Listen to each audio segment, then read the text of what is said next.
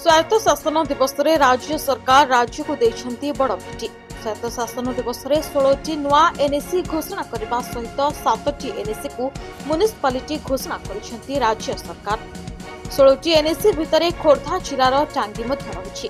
टांगी को सरकार एनएसी घोषणा करने पर उत्सव मुखर होइछंती टांगी अंचलवासी। केक काटी सेलिब्रेशन करने सहित खुशी मनाइछंती एवं राज्य सरकार को धन्यवाद देछंती। वर्तमान खोर्धा विधायक प्रशांत जगदेव टांगी को एनएसी मान्यता देवा नहीं पूर्वर सरकार को निकट में दाबी कर जहाँ आज सफल होगा पर से राज्य सरकार तथा मुख्यमंत्री मोहन माझी को धन्यवाद देछंती। स्थानीय बासिंदा सह केक काटी खुशी मनाई खोर्धा विधायक प्रशांत जगदेव।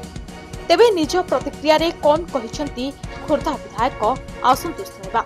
निश्चित भाव में ये अवसर में सर्वप्रथम माननीय मुख्यमंत्री यशस्वी मोहन चरण माझी को कृतज्ञता जनवा सहित आमर नगर उन्नयन मंत्री महोदय को कृतज्ञता जनाऊँगी एवं सर्वोपरि आमर सांसद महोदय कर बहुत बड़ इच्छा एवं दाबी थिला मुख्यमंत्री पाखे अनुरोध करते टांगी को एनएसी करने आज ताहा प्रतिफलन होती एवं मोर जेहेतु टांगीवासी एवं टांगी ब्लॉक रो जड़े आदिवासी तो मु निश्चित भाव में खुशी जे जहाँ बहुत दिन पर जो दाबी थिला से दाबी आज पूरण होती अंचलवासी तरफ समस्त कृतज्ञता जनाऊँ। नहीं से तो होती बाहुबली शब्द अच्छी कथा जी कथा रखे ताकू कहा जाए बाहुबली। तो निश्चित भाव में निर्वाचन बेले आम कथा देइथिलु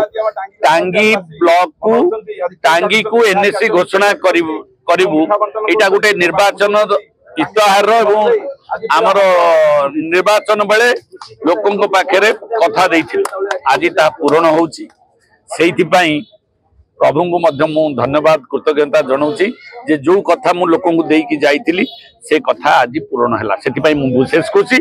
से कथा भी आउ गोटे कथा कही निर्वाचन 6 मास भितर खोर्धा सहर को कैबिन मुक्त करी आज साकार एवं कैबिन हटी market complex Virat market complex आज स्वायत्त शासन दिवस अवसर में खोर्धा आमे आज भित्ति प्रस्तर कर रिपोर्ट रियो न्यूज।